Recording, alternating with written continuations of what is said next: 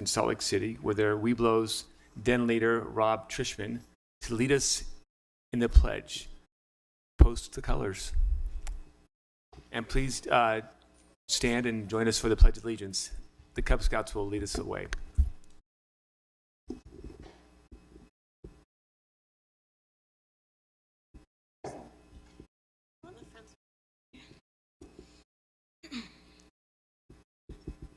I pledge allegiance to the flag of the United States of America and to the republic for which it stands, one nation, under God, indivisible, with liberty and justice for all. Do we need to get another picture? Yeah, let's get one more picture, guys.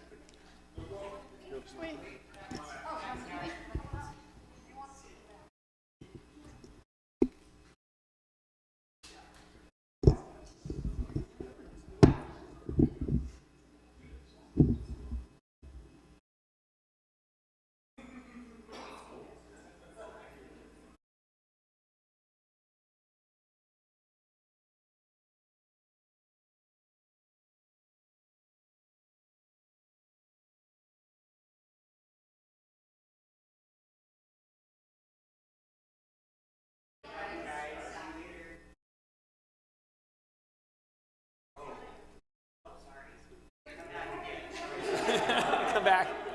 Last time, there you go. There you go. There you go. Thanks.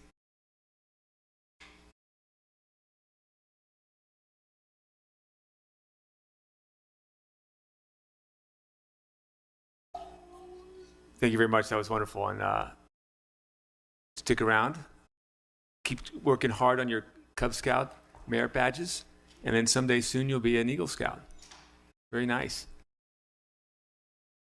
Thank you everybody else for joining us tonight. And thank you again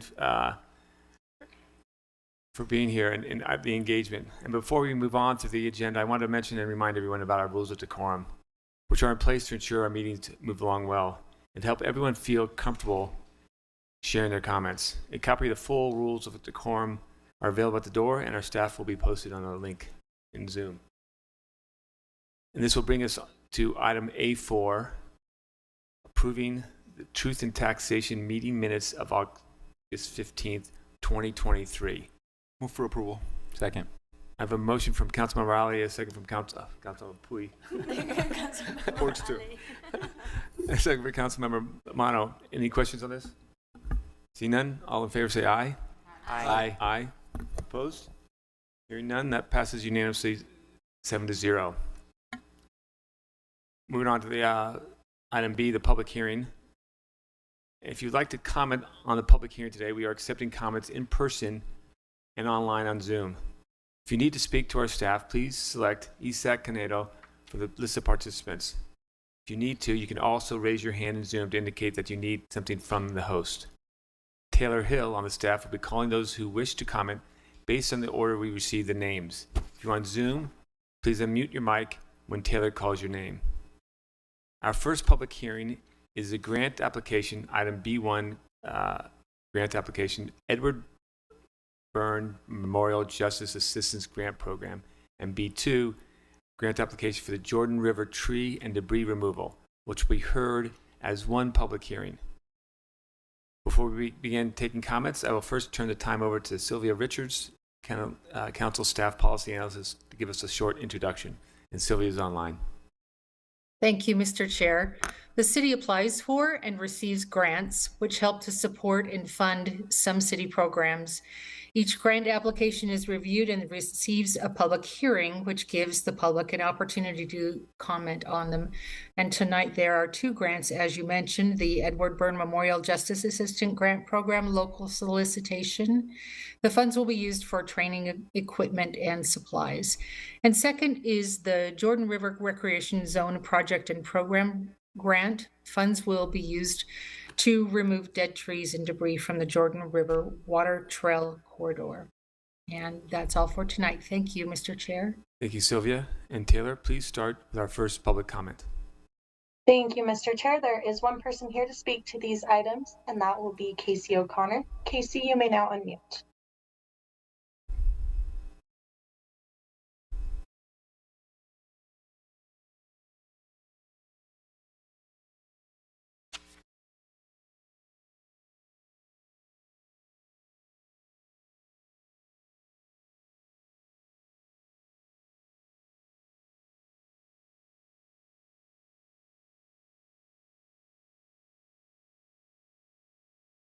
Taylor, let's see if we just, Okay. There we go. Can you hear me now? yes. Yes. Okay. I clicked the wrong slot. I'm sorry. I didn't want to comment on this thing. This one. Okay, Then thanks, we have Casey. no comments. So any public commenters on the grants in the audience? Okay, thank you. So we'll move on to item, oh, I'll look for a motion. Mr. Chair, I move that the council close the public hearing and refer items B1 and B2 for a future consent agenda for action. Second. I have a motion from Councilmember Pui, a second from Councilmember Petro. Any discussion on this item? Seeing none, all in favor say aye. Aye. Opposed? That passes unanimously, 7-0. Moving on to item B3, regards to ordinance zoning map amendment at approximately 2350 North and then annexation at approximately 2441 North Rose Park Lane. Before we take comments, I'll turn the time over to Nick Tarbett, Council Staff Policy Analyst, to give us a short intro. Thank you, Mr. Chair. This is a public hearing for the proposed annexation and zoning changes for the properties located at approximately 2350 North Rose Park Lane. Many know this as the Hunter Stables area. The changes would facilitate the future development of a mixed-use multifamily residential development with potentially up to 800 dwelling units. The zoning of properties annexed into the city receive their zoning designation during that process. They do not go through the traditional rezone process, though there is significant public outreach at this time. Thank you. Thank you, Nick. Taylor, please introduce our first commenter. Thank you, Mr. Chair. There are 5 people registered to speak to this item. The first will be Cindy Cromer, followed by Casey O'Connor, and then Jason Bull. Cindy, you may now unmute.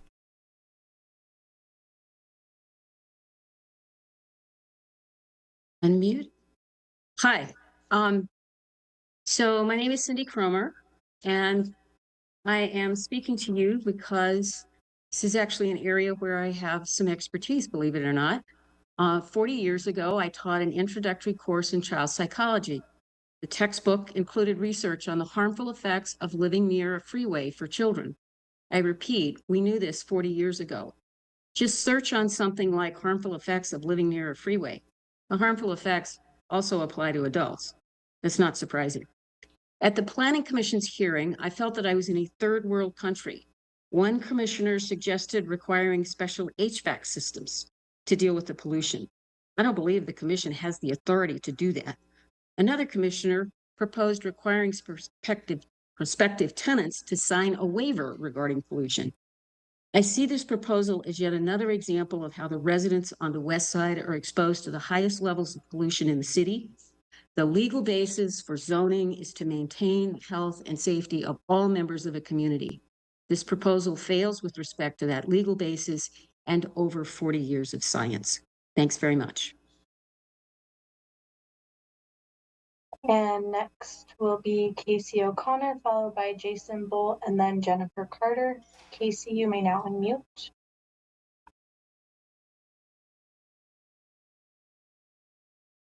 Mute. Can you hear me now? Yes. we can. Okay. All right. I talked about this before, and it's surprising now. He just said 800 units. They were talking 500 units to start with. And I said, you can just figure 1,000 vehicles. And I now just put strips out again to measure traffic, because I don't know when they measured. It's been over 5 years at least. And when they have this soccer field going on, it's a freaking nightmare getting in and out of here. Victoria knows where I live and knows where other neighbors live that have commented about this and bitched about it, about the noise. I had a decibel meter, and it's 70, 80, 90 dBs out here, constant 24/7 off I-215.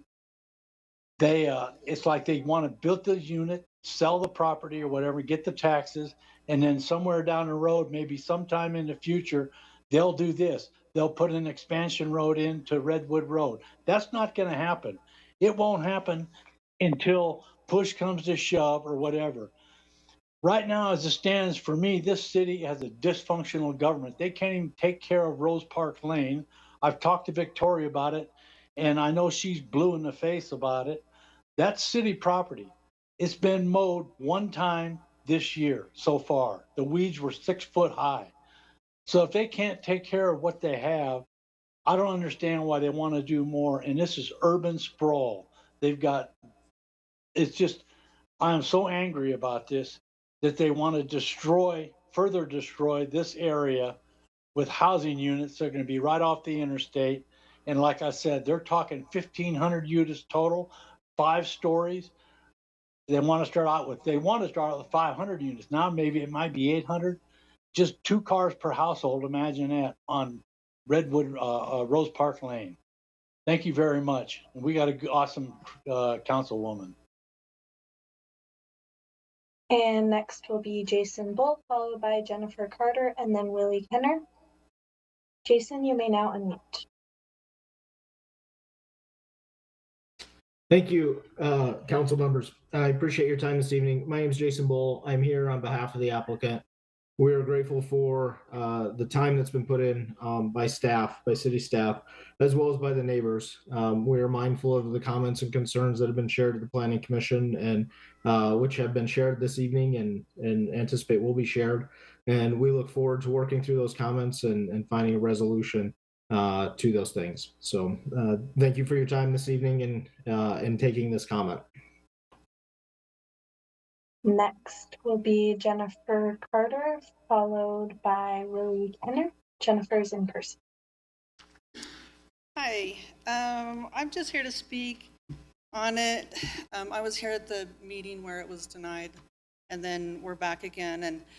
And I've been following closely with it. And last month there was a meeting on the west side, and I read the article on KSL, and it said that they were weighing the possibility of moving all eligible areas of the North Point Small Area Plan to agriculture zoning, at least temporarily. Well, this is already agriculture zoning. We're just on the east side of 215. So I don't see why changing it at this point would benefit the residents around. I know it impacts people's houses on the north end of the road. It impacts the RAC Center. It impacts the HOV. I was there the other night, and they've got lights all up, bikes going until like after 10 o'clock at night. There's a lot of dust around there. There's always wind in that area, noise in that area. Just don't see sticking that portion of that area, that small area. It's not really a big area. I mean, it's 28 acres, but you've seen the plan, so it's on a small little area. And sticking those high-rise apartments right there with that.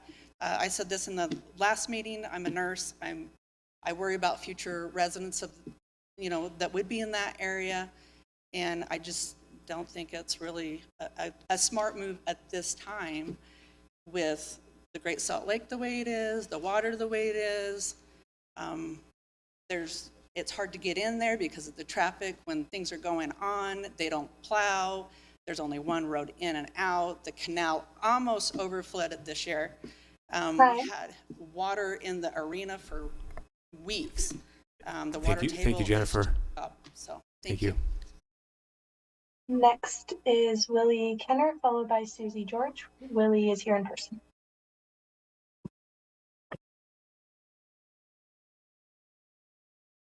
Good evening. I'm Willis Kenner. I live probably a quarter of a mile from where this annexation is looking to be placed. Just wanted to share my opinions on it. And I start with the pollution. Right now on the west side, we deal with several things. The HOV, the dust from the HOV, along with the incredible amount of dust that comes from the rock quarry.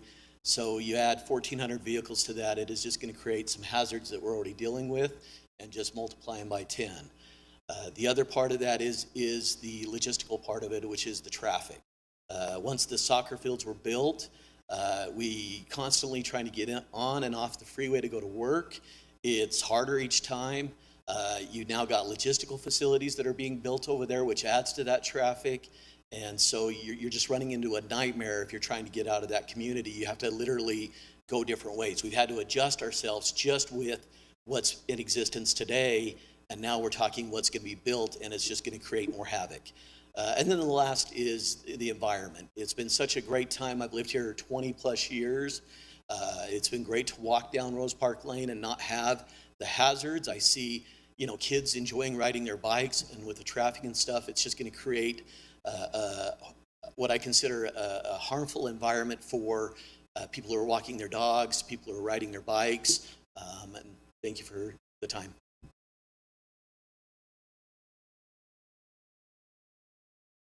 And next will be Susie George, followed by Doug George. Susie's here in person. Hello, mine is going to be short, well, kind of short. I just moved here from California, so I was in the Bay Area for all of my life. The beautiful thing about moving here just a year and a half ago is that I could enjoy the beauty that's around our neighborhood, and it's not surrounded by a ton of buildings, which is what I kind of try to escape. Being here for this short period of time as a newlywed, we love our area. We actually were going to look for different houses so that we could see different places. And the one thing I told them, I said, I love where we live. I love where you live. I love this, and I love that we're going to make this house our home. I love walking around the neighborhood. I love that there's it's not overly crowded, but I can see the potential of what that could be, and that's what I just try to escape. So those are my thoughts, and thank you so much for listening.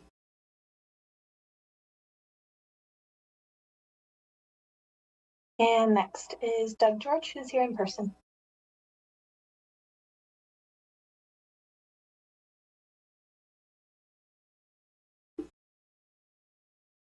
I've lived in this area close by there for a little over 30 years.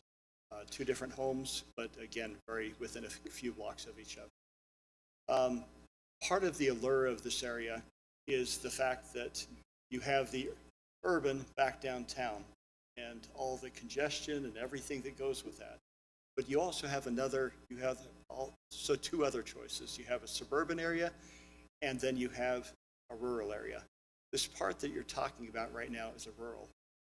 Like my wife said, there are so many other cities where they've ignored this. They've taken out all the green spaces, they've taken out all of the things, and they've just jammed more people, more housing right on top. I've had a chance to work with the other school groups. If the proposed building there will completely overwhelm the schools. We don't have, it'll just completely overwhelm it, and it'll take the whole feel of this rural area that we have now. There's horses, there's cattle, there's chickens, and it's great. We love living next to that. We don't want to make it like so many other places in Salt Lake and this surrounding area where it becomes congested. We've got one road that you go in and out. There's open canals, and we already made the sacrifice to allow the soccer fields back in there.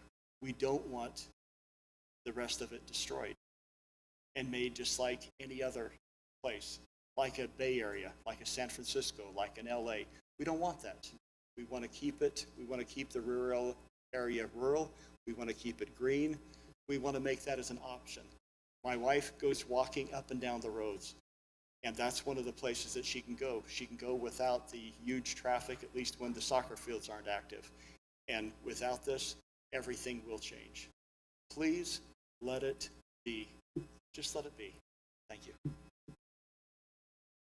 And that was the final registered commenter for this item. Thank you very much. I will look for a motion.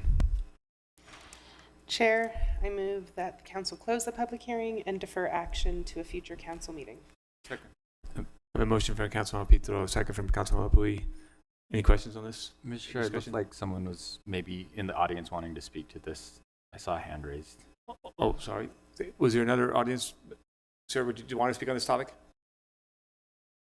Yeah, and then we can fill out a card after that. Oh, you did? Okay, sorry about that. Mr. Chair, there might be others on the audience. Okay. Could you say your name before you Yeah, speak? go ahead and say your name. Okay, yeah, my name is Kent Kingston, and we live down at the very end of that road. I wanted to bring, I don't know if my time is up, but a couple of things I'd like to address is the area out there. This is a dead-end road. It's a one-lane road that goes down there. The traffic right now, as many have said, is bad as it is. They did a traffic study on that, and it said that that road could handle up to 500 vehicles. We are already past that number already with the off-road park and the RAC. When they have their events out there, sometimes the traffic is so bad it's backed up down the freeway, which is a dangerous situation. There's actually been accidents where people have rear-ended people because the traffic is stopped on the freeway just trying to get off of there. Not only that, but there's been times when I've been stuck in my driveway at my house. I can't get out because the trucks going into the off-road park, you got trucks and trailers and everything that are backed up, and it just blocks the road. There's just not enough room for all that people. And we're talking about adding another, I think they said 800 or even 1,600 more units, which is just ludicrous. It's just not going to work. The other thing I'd like to address is the quality of life out there. One of the things that was brought up in the council meeting before this is that there's nothing for these kids to do. The RAC, which is this huge soccer park, is locked and closed. There's no access to it for any kids to do anything. There would literally be nothing for these families to do. The other issue I'd like to address is the canal. Quite a few years ago, I lost my grandson who drowned out at our place. And with that canal being literally right next to where the apartments are building, I can see that as a serious situation. The other problem you have is that fire and police, in order to get out to that area, is at least a half hour because it is so far out of the way, and there's really only one way to get there. And so because of this, the area is zoned in a certain way because that's the only thing that really works there, and they're trying to cram stuff in that just doesn't fit. And it's going to be a problem, it's going to be a hassle. People who are going to end up living out there are not going to be willing to pay the monies for decent, and it's going to end up being a slum is what I'm afraid of. Thank you very much. Next will be Max Corwin, who is here in person.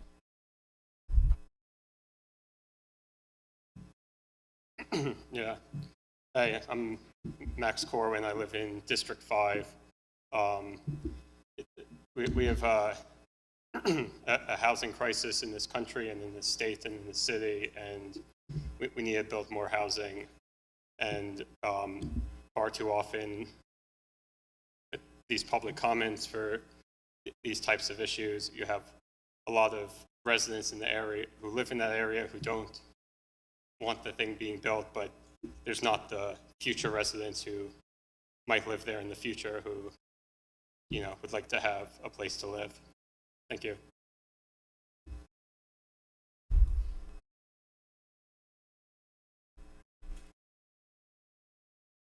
Okay, now that was the final registered commenter.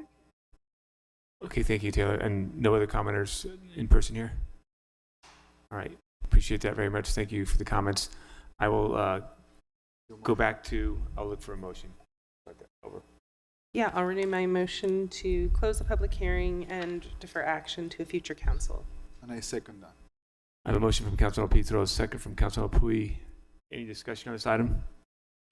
Seeing none, all in favor? Aye. Aye. Aye. Opposed? That motion passes unanimously.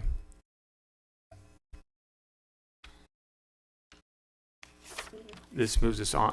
This moves us to the potential action items.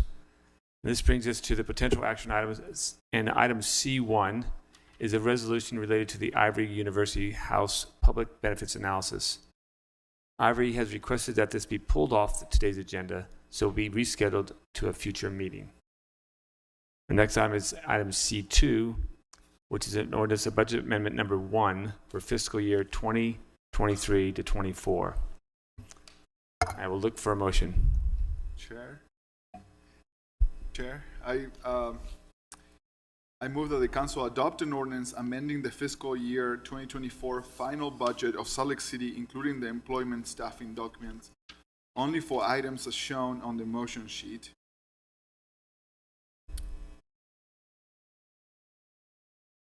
Do I have a second? Second. I have a motion from Councilmember Puya, a second from Councilmember Young. Any discussion on this item? See no discussion? All in favor, say aye. Aye. Opposed? No opposed, that passes unanimously. Mr. Chair, I further move that the council approve item A2. A second.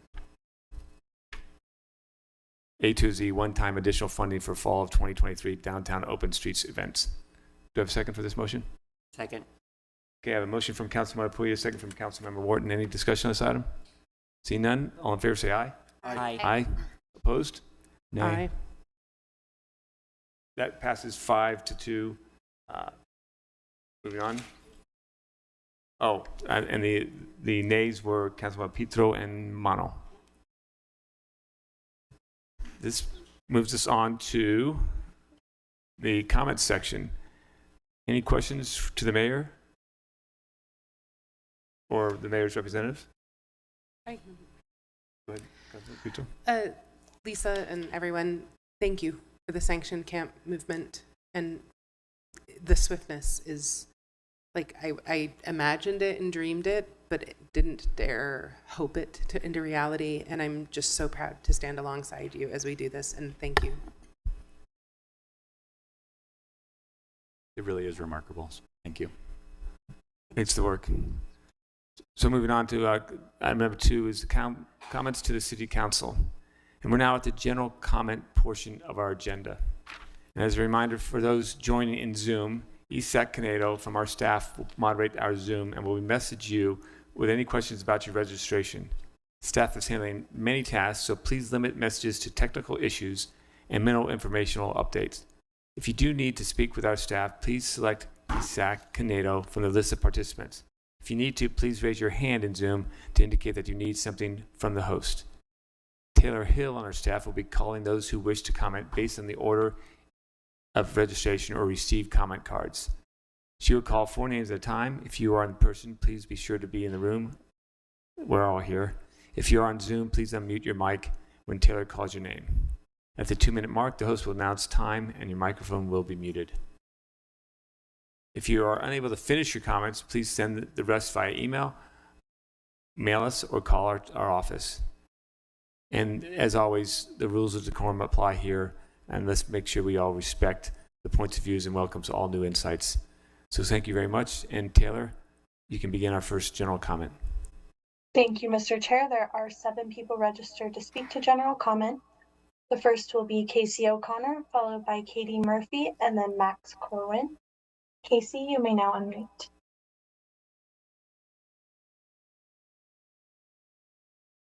It is okay. Now I'm talking, right? Okay. I had this is also to do with the sound wall over here on I-215 that the West Side paper came out and said that on I-15 they're going to do this expansion project and it'll divert traffic, and it's already a nightmare here.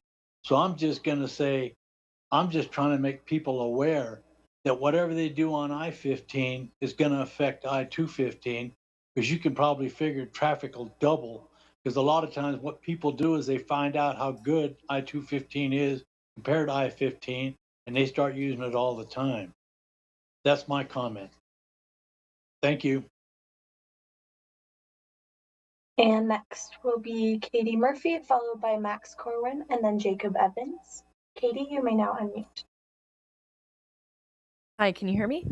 Yes, we Yes. can hear you. Perfect. Hi, so my name is Katie Murphy, and I'm a resident of 800 East. And I just wanted to bring up some concerns I have of the pedestrian byway project that's kind of under wraps now. It's like in the middle of progress.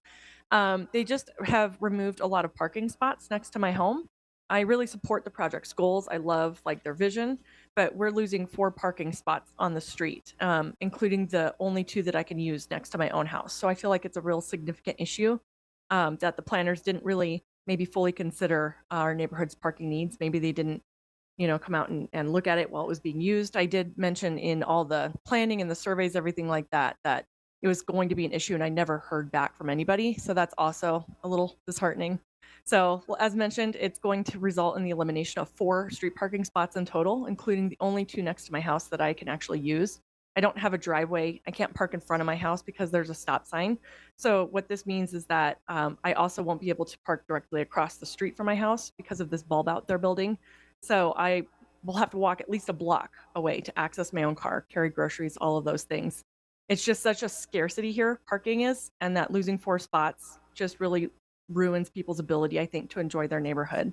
So I think there are some solutions. The bulb out that they're making could be like less deep, so it would still serve its purpose as the chicane while allowing us to retain our parking spaces by our house. Maybe the bulb out could be made less wide, so there's at least 1 spot available across the street that we could use.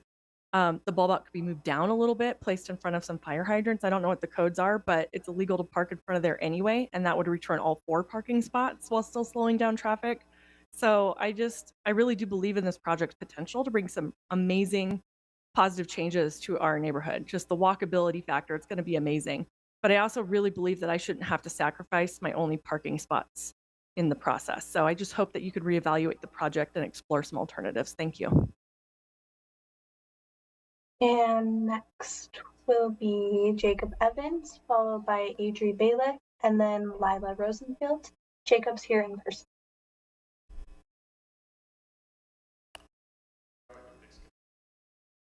Are you Jacob? Okay.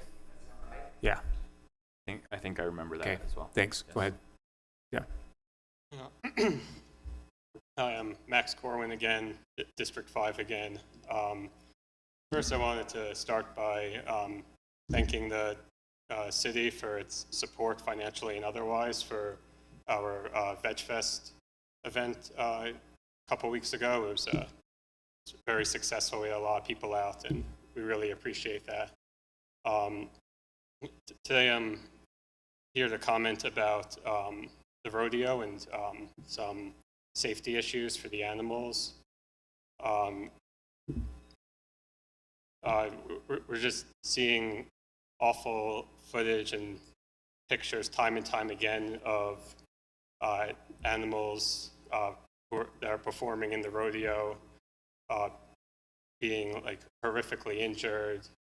We've seen broken necks, broken bones, broken backs, crushed skulls, and sometimes even animals even die from their injuries in the rodeo. And this is horrific. This is like not what I thought this city was about. And so myself and some others are calling on the city council to take a small step to alleviate this problem and to require a vet to be present at all rodeos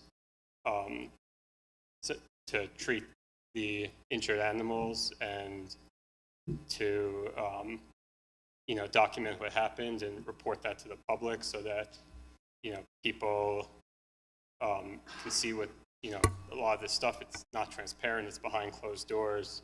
People don't realize how bad these injuries are, and we want people to see what's going on and be able to make their own decisions and whatnot. Thank you. Next will be Jacob Evans, followed by Adri Bailiff, and then Lila Rosenfield. Jacob's here in person.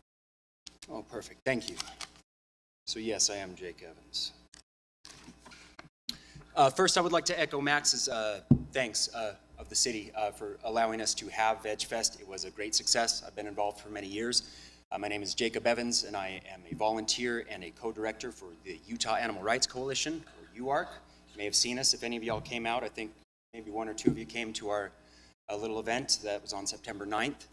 The reason we are here is we are being asked by our multiple members. We have currently more than 500 supporters of the kind of work that UARC does, asking us to do something about the rodeo. The night before Veg Fest, there was a horrible incident. Maybe some of you saw that reporting. There was some in the Trib. Axios did a story. But the op-ed in the Salt Lake Tribune, I would recommend you check out. And if I could, just a quote from it, just very, very briefly here.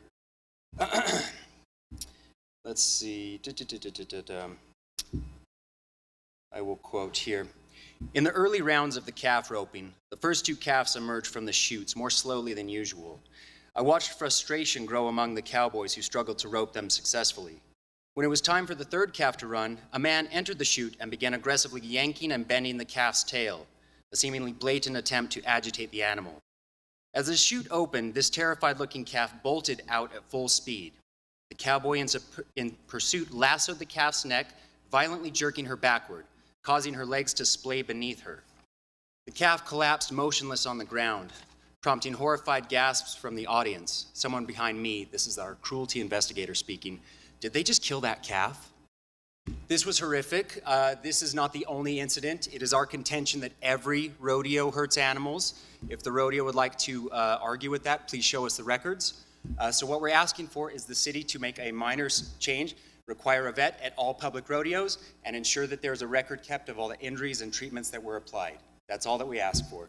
Please, if any of you are willing to support on this, work with us on this. We'd love to speak with you. Thank you very much. My name is Jake Evans. Next is Adri Bailiff, followed by Lila Rosenfield, and then Cody Gillette. Adri's hand first. Hi, my name is Adri Bailiff, and I'm also here asking for Salt Lake City Council to please enact an ordinance that would require a vet be on site at all public rodeos in the city, and also record any injuries that happen and make them publicly available. As Jake mentioned, there was an incident at Utah State Fair where a calf was injured, and at first Utah State Fair was in support of it. They were shocked, they were concerned about what happened, and then they backtracked and said that the calf was fine, even though we had photos and video evidence that the calf was not fine. So having public record to see what had happened, getting a record from the vet would, I think, gain a lot of trust and hold accountability for people to see what actually is happening to the animals at the rodeos. And having a vet on site just seems like the bare minimum that could be done for these animals. We're not asking a whole lot. You know, a lot of people refer to animals as athletes, especially in the rodeo, and human athletes have access to medical care. Animals should have the same right. If they're performing, they're doing tricks and stunts, especially ones that have physical risk, they should be allowed to see a vet if they get injured as soon as possible. And then again, just having that record and having a vet record and having that be made publicly available so that people can see what is going on and be able to make a decision themselves. So I hope that you'll consider this, and thank you so much for your time. Next will be Lila Rosenfield and then Cody Gillette. Lila's here in person.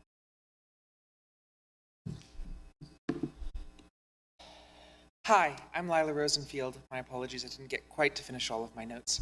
I grew up in Salt Lake City and recently had an opportunity to move back here. I'm currently living in District 4 between East Central and downtown. I speak on my own behalf and not on behalf of any current or former employer. Last week, the city announced its plan to permit a sanctioned campground for 50 vetted residents in the Rio Grande Salt Lake Central neighborhood. I fear this is far too little and far too late. We have spent several years engaging in increasing levels of apathy towards our homeless neighbors in an effort to have other entities step up. Still, the crisis of homelessness has ballooned. If I understand, we have 3,500 neighbors on the street, and with our camping ordinance, their existence is effectively criminalized. By setting up 50 small huts and permitting 50 of those who our vetting process deems worthy to live there, we barely nibble at this massive issue, especially given the oncoming cold. Meanwhile, we fine and punish vacant lot owners who permit their lots to be used by the unhoused, meaning that any vacant lot that is currently just sitting there without camps, without tents, without resources is fine, right? That land could be used for housing. But those lots that are being used by camping neighbors, I think that there's one in an alley, in a mid-block alleyway, a couple blocks east of here, those rack up, accumulating fines and code violations. Ultimately, we need to, when we say we need permitted camping with resources, with safe injection sites, with bathrooms, with social workers, that doesn't mean spending $2,500 per person per month on 50 people, not including the durable shacks, the huts, whatever you want to call them. That means permitting larger campsites on a variety of vacant lots throughout the city that have services available to everybody who might need a place to sleep, but who does not feel comfortable going to our shelters. Thank you. Sorry. Next is Cody Gillette, who's here in person. My name is Cody Gillette, and I'm from the Salt Lake City 5th District. I'm here with UARC as both a volunteer and a committee member. I'll keep this one short as my colleagues have already demonstrated what we're here to do. There needs to be action taken on the rodeo. Like my colleague Audrey had pointed out, they claim that these are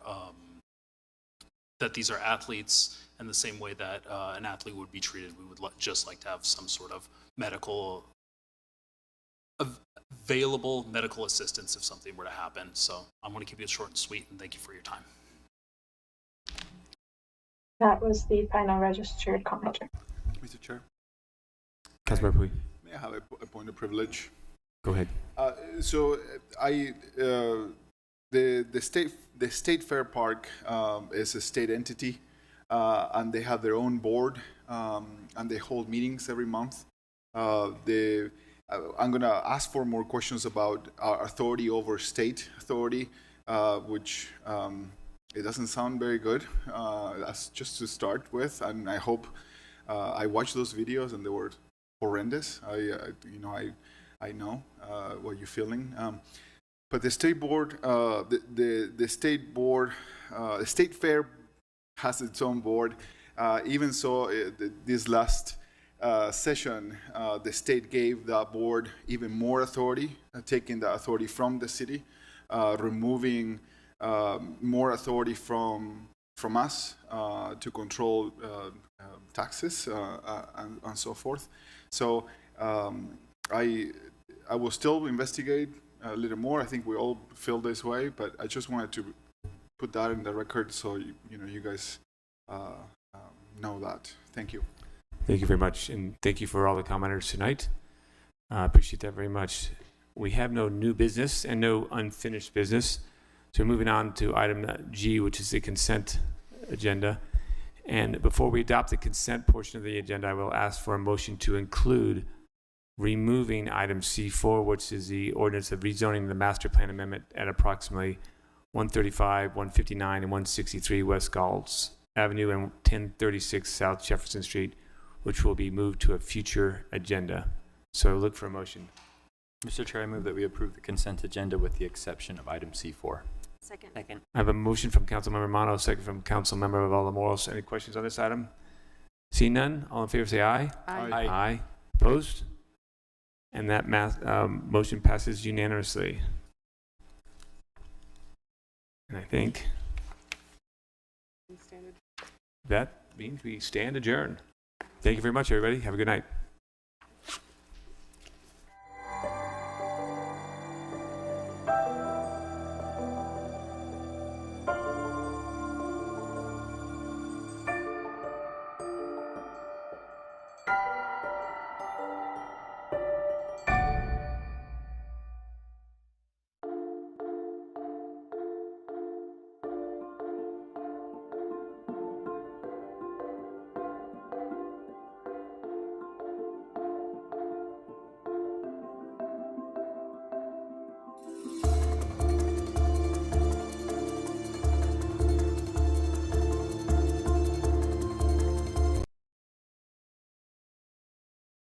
What to do if you run out of gas on the freeway?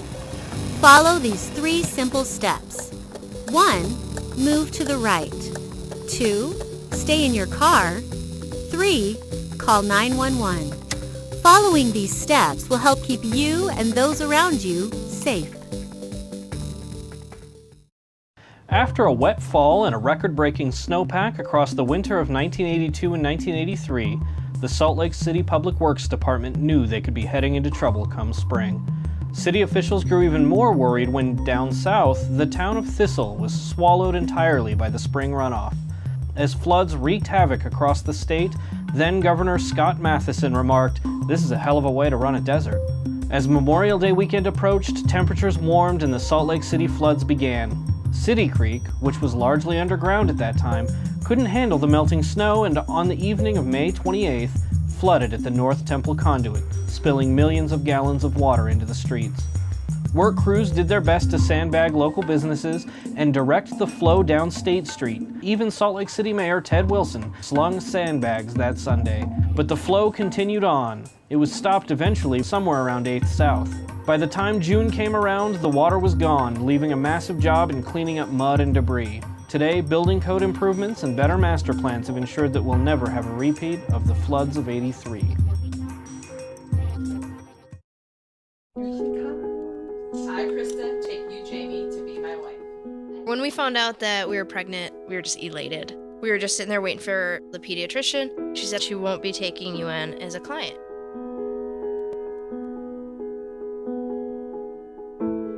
We are a lesbian couple, but she's just a baby. She's the one you're denying the service to.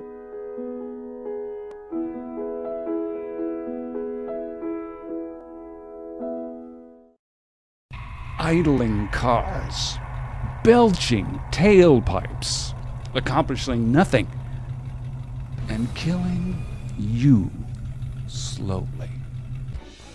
Hi, I'm Herbert K. Masters, attorney at law. I'm glad you're here. Do you suffer from coughing fits, chest congestion, shortness of breath, respiratory distress, respiratory disease, respiratory inconvenience of any kind, upper respiratory infection, lower respiratory infection, or mid-sagittal respiratory infection, asthma, chronic obstructive pulmonary disorder, incidental obstructive pulmonary disorder, hay fever, sudden bouts of hay fever lasting more than 4 hours, sudden acute onset of hay fever that lasts less than 4 hours, sinus infections, postnasal drip, feeling like you're sucking on a tailpipe, increased exposure to deadly solar radiation due to ozone depletion, mild congestion, medium congestion, congestion caliente, itchy watery eyes, runny nose, headache, or death. If you answered yes to any of these, you might be entitled to a hefty cash settlement. You may not be entitled to a hefty cash settlement due to the onset of any or all the actual or fictional smog-related illnesses listed here. The opinions expressed by Herbert K. Master, Legal Jaguar, do not reflect those of Salt Lake City, the mayor, city council, its employees, or its management. We do, however, encourage you to do your part to clean the air in our fair city. Turn your key and be idle-free. It's the law. Giant clouds of poisonous gas have lawyers working hard on their side, and so should you. For more information, simply visit the website at the bottom of your screen. And remember, keep it idle-free. That's IDLEFREE.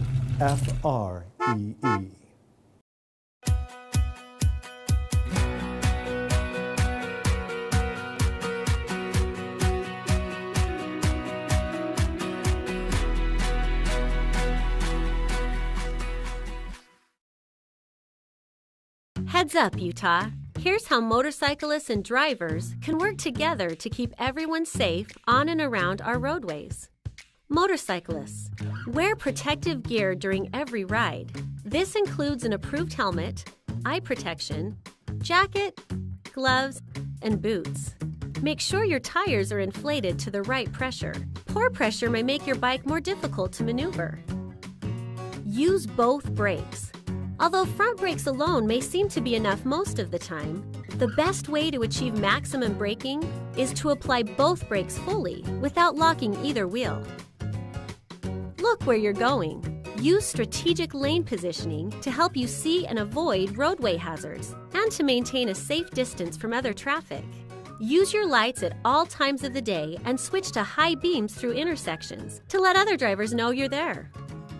Drivers, start seeing motorcycles. Train your brain to look for them every time you get behind the wheel. When you spot a motorcycle, imagine the person wearing the helmet is someone you know and care about. Drive distraction-free for your own safety and for the safety of everyone else on the road.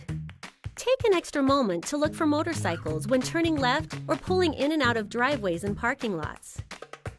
Give more following distance when behind a motorcycle, as they may downshift instead of braking to slow down. This means their brake light may not alert you to their deceleration when you might expect it. When motorcyclists and drivers work together to follow these tips, we can reach 0 fatalities on our roadways.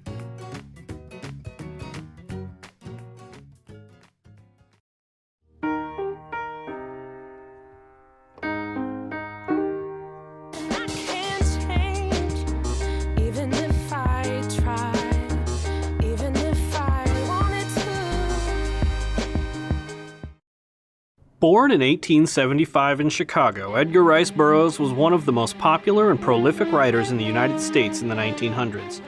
He created both Tarzan and the Civil War vet turned hero of Mars, John Carter. For many years before he became the famous novelist we would know him as, Burroughs spent his time traveling around the country doing various odd jobs. In 1903, he left Chicago to move west, first to Idaho, then to Oregon to join his brothers in the business of dredging gold. But that dried up, and he soon moved his wife to nearby Salt Lake City, where his brother secured him work as a railroad policeman. His job was to roust hobos and drunks and keep them off the freight cars, which was a big problem back in those days. It was probably no accident that the landscapes of Utah served as the shooting locations for the 2012 movie John Carter, since it's almost certain the landscapes of Utah served to inspire Burroughs to write the original books, which first appeared in magazines 100 years earlier. But living in Salt Lake City was no picnic for Burroughs, as he explains in his own words. We were certainly poverty-stricken there, but pride kept us from asking for help. During those months, I half sold my own shoes and did numerous odd jobs. Then a brilliant idea overtook us. We had our household furniture with us, and we held an auction, which was a howling success. People paid real money for the junk, and we went back to Chicago first class.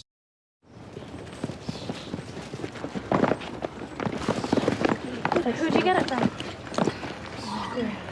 Here, hurry before somebody sees. Okay, here, take one. Give me one. Yeah, hey, sorry. That's so cool. This is crazy.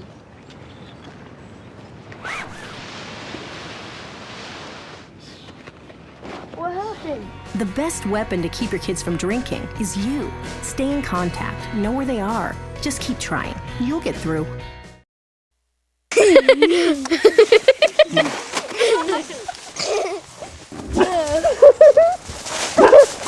Salt Lake County Animal Services. West of I-15 at 511 West, 3900 South.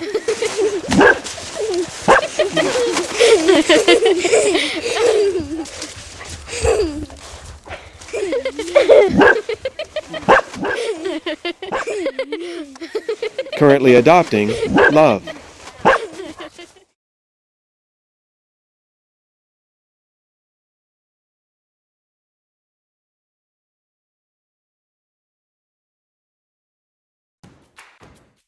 Heads up, Utah. Here's how pedestrians and drivers can work together to keep everyone safe on and around our roadways. Pedestrians, when possible, wear reflective or bright clothing that drivers can easily see. Walk alert.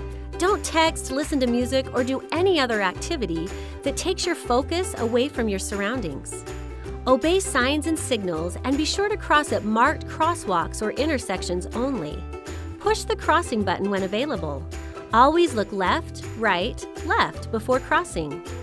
Don't step into a roadway with traffic unless drivers have stopped for you and acknowledged your intent to cross. Use sidewalks or pathways to keep your distance from traffic. If there's no sidewalk, stay on the shoulder and walk facing traffic. Do not get out of your vehicle when on the interstate. Call 911 and ask for the non-emergency line for vehicle assistance. Drivers, watch for pedestrians at all times, especially around intersections, crosswalks, schools, and busy areas.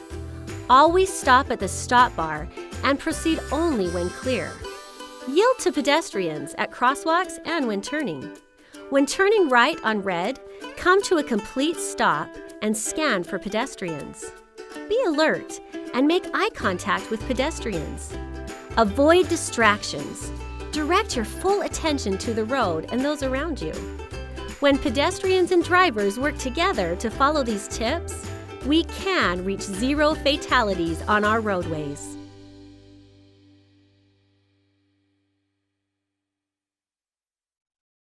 You're on your way to meet up with friends, but you can't seem to get anywhere quickly.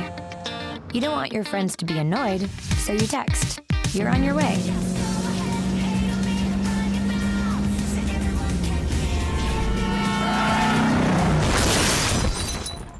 Five seconds is the average time your eyes are off the road while texting while driving. Make sure you get where you're going.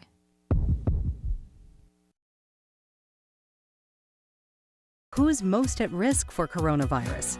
People over 65, people with underlying medical conditions like heart disease, chronic lung disease, asthma, diabetes, people undergoing cancer treatment, and people with weakened immune systems.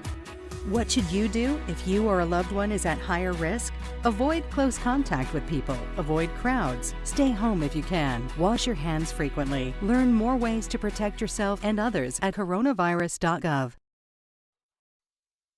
Park like a pro by following ADA guidelines for parking at meters in downtown Salt Lake. First things first, if you have a disability, make sure you have a disability license plate or a hanging placard easily viewable inside your car. When you drive downtown, you'll see some parking spaces. Today is June 13. We have our RDA meeting. I want to welcome everybody to the meeting. Our meetings are public, and you are welcome to join us in person or through Zoom, or by watching the City Council agendas page, Facebook, YouTube, and SLC TV. We hope you will continue to join us in whichever manner you feel most comfortable. We begin with comments to the board.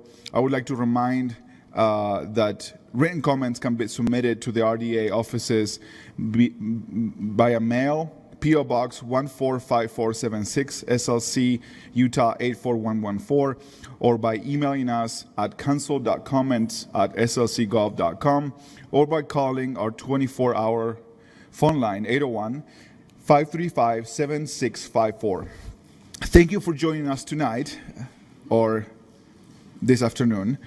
Before we start, I want to remind everybody about the rules of decorum, which are in place to ensure our meetings move along well and to help everybody feel comfortable sharing their comments. A copy of the full rules of decorum are available at the door, and our staff will post the link in the Zoom chat. If you would like to comment on the public hearing today, we are accepting comments in person and online on Zoom. Scott Corpany from our staff will moderate our Zoom and will message you with any questions about your registration. Staff is handling many tasks, so please limit messages to technical issues and minimal information updates. If you need to speak with our staff, please select Scott Corpany from the list of participants. If you need to, you can also raise your hand in Zoom to indicate that you need someone to contact you. Taylor Hill and our staff will be calling those who wish to comment based on the order we receive the names. If you are on Zoom, please unmute your mic when Taylor calls your name. We will now open our general comment period. Taylor, please start with our first comment. Thank you, Mr. Chair. It looks like there is no one registered to speak to this item. Is there anybody here that wants to address the RDA board? Okay, I see none. Thank you. We'll moving on now to item C1, which is the approval of the minutes. I need a motion. Mr. Chair, I move that we approve the meeting minutes of April 11th, 2023. Second. I have a motion by Board Member Dugan and a second by Board Member Valdemoras. I'm going to call the question. All in favor say aye. Aye. Any opposed? That motion passes unanimously with Councilmember Wharton also adding his aye vote. Now we're moving to item B2, informational update, accessory dwelling unit assistance program. We will have at the table Danny Waltz, the RDA director, Austin Taylor, project manager, Lauren Parisi, senior project manager, to give us a little update on this.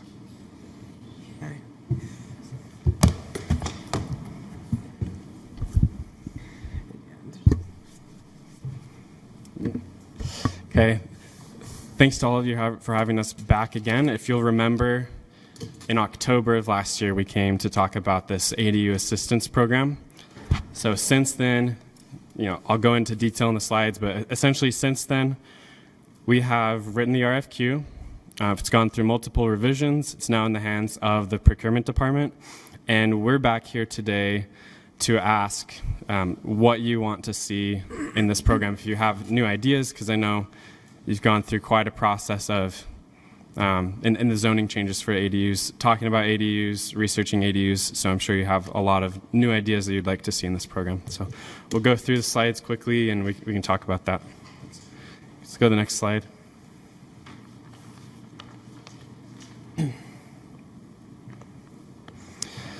We can just skip to the next one. Essentially, we talked about this last time. Financing is the biggest issue that homeowners are seeing as they're building ADUs, and that's even more the case now that the zoning changes have passed. Let's go to the next slide.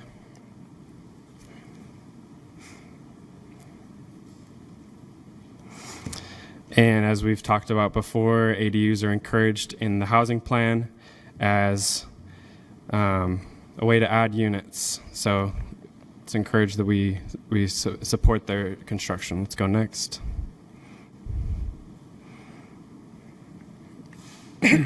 As well, in the West Side master plans, specifically, it calls out accessory dwelling units as something that should be added to the West Side. Let's go to the next slide.